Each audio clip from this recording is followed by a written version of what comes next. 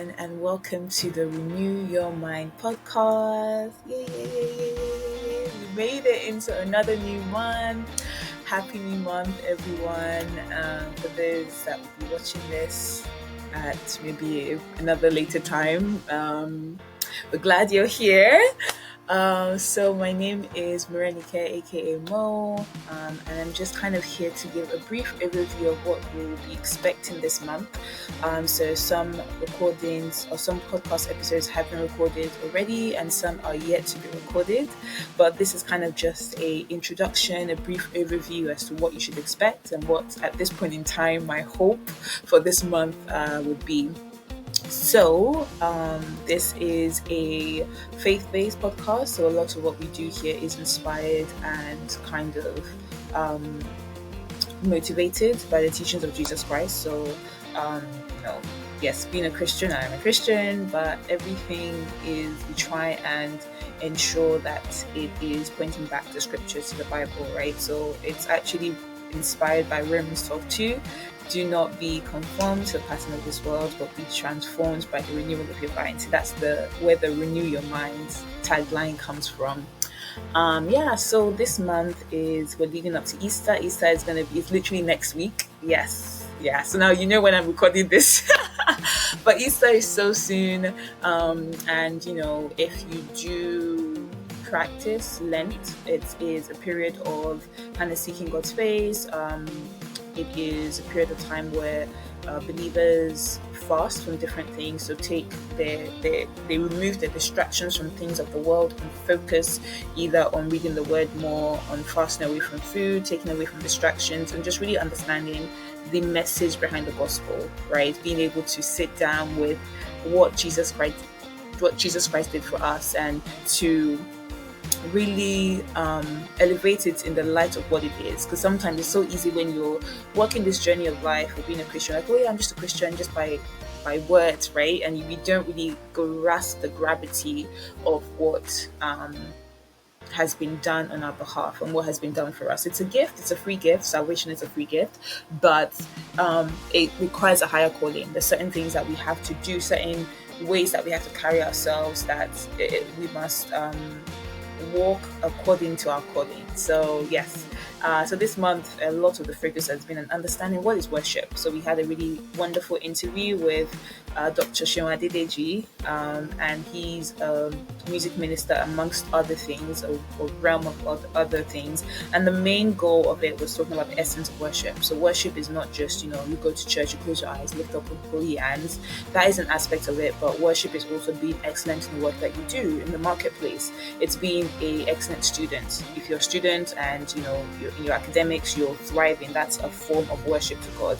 It's being a wonderful parent to your children, or a wonderful spouse, a loving spouse, a diligent sister to your siblings, or a wonderful daughter to your parents. So it encapsulates all of these things.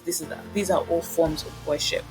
So one of the things we like to do is talk about the different resources we'll be using to renew our minds. Now I'm still reading the book Purpose Driven Life, so as I said, it's a long book, so I'm probably going to be reading it for a while, but this month I actually went back to so I also have a blog called missionswithmo.com. You should check that out if you haven't already. And a few years back, one of my friends, Pastor Shia Debola, and his wife came on. They were guests for a whole month, actually. Like, first of all, let's just give them a round of applause, because I can't believe they actually did that. They went through the whole book of Proverbs, so 31 chapters, and broke it down, made it digestible for the world. Like, wow, no, they really tried for me. So they came on as guests, bloggers, and they did that for the whole month of, I think it was June that they did it, like 3 years ago or something. So I started to go over it. So I started in day 8, so Proverbs 8. Started to post that back on social media, and even me myself, I would read it and I was like, oh, well, this is actually pretty excellent, right? So the tagline is, a proverb a day keeps foolishness at bay, right? So that was what we tagged, or what came out of those series of blog posts that we did. And the idea is to encourage us to read through the book of Proverbs, to try and glean whatever wisdom we can gain out of that. That is also a form of worship, living our lives in a way that glorifies God, in a way that is our wisdom is evident for those around us to see. They see that, oh, there's something different about you. The way you move, the way you make decisions is just different. That's a form of worship too. So yeah, so we're going to continue that, I guess, up until the end of the month and see how that goes. But I'm really looking forward to Easter, just to see how things unfold. And we always have a Easter worship night at my church, and I'm really excited for that. I guess we all like the worship of like worshiping and singing, but everything is worship. It's as long as it's devotion to God and it's our attention is fully on Christ, then that's a form of worship. So even bringing back these series of blog posts, it's a form of worship. These my friends, the Adibolas, it was a labor of love. Like, as I just realized, like 31 chapters, that's a lot of dedication. First of all, someone has to love Jesus to do that and to be really, really good friends. So them to have done that for me. So first of all, let's just shout them out for that. But that's also a form of worship, right? It's an excellent resource that 3 years down the line, I'm still looking at and I'm still utilizing. I'm sure other people, because it's in the public domain, people can access that too. That's now a form of worship that's out there, glorifying God and bringing people back to the heart of the Father. So yeah, so that is my little resource to use to renew your mind, and I hope that you find it useful. All right, so as I said, this month is going to be pretty much focusing on worship. What's the essence of our worship? How do we worship?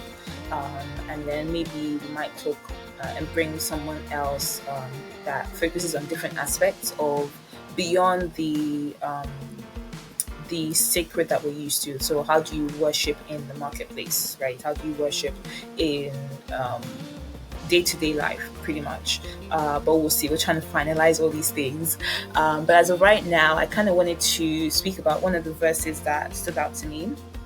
So reading through Isaiah 58, and the tagline in the NLT Bible talks about true and false worship, right? So talks about fasting. The kind of fasting is not like when you're looking morose and you're looking sad, like I've not eaten all day. That's not the worship God wants. It says that what he wants for us to do is to free those who are wrongly imprisoned. So this is Isaiah 58 verse 6, to lighten the burden of those who work for you, to let the oppressed go free, and to remove the chains that bind people. So sharing our food with the hungry, giving shelter to the homeless, give clothes to those who need them, and to not hide from relatives who need our help. And sometimes you might feel like, what do they want now? Like, please free me, let me live, let me breathe. But God's idea of true worship is that we are his hands and feet, right? Where we can be, we are there to support and to be of support to other people around us. And then verse 8 beautifully says, then your salvation will come like the dawn, and your wounds will quickly heal. Your godliness will lead you forward, and the glory of the Lord will protect you from behind, right?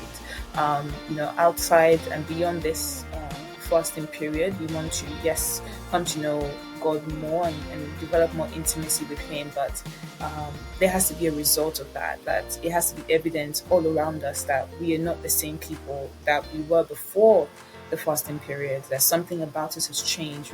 We have been transformed in one way or the other. And then another verse that actually really that I've been saying since like the end of last year, I don't know, like it's just been on my spirit, like ever since I found out about it, or I found it, it has been one of my favorite verses to quote. All right, so it's in 2 Corinthians 2, and I think from verse 14 to verse 16. Yeah, so 2 Corinthians 2, verse 14 to verse 16 says, but thank God he has made us his captives and continues to lead us along in Christ's triumphal procession. Now he uses us to spread the knowledge of Christ everywhere like a sweet perfume. Our lives are a Christ-like fragrance rising up to God, but this fragrance is perceived differently by those who are being saved and by those who are perishing. To those who are perishing, we are a dreadful smell of death and doom. But to those who are being saved, we are a life-giving perfume.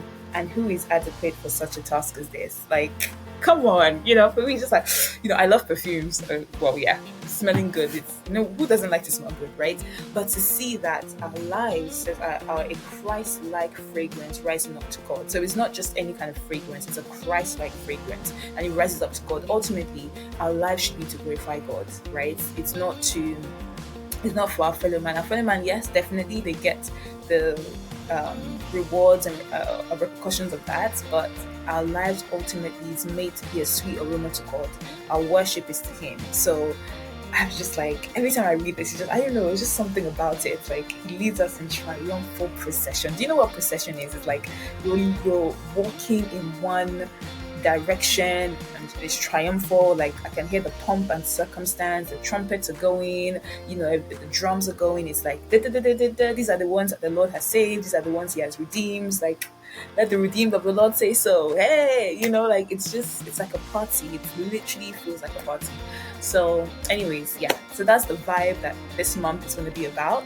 As I said, we've had one recording already done, but we'll see how the rest of the month goes. So I might not have a lot of recordings this month, but this is right now, this is where the Spirit is leading, and I hope that it is going to be a useful and tangible month for all of us, and happy Easter in advance.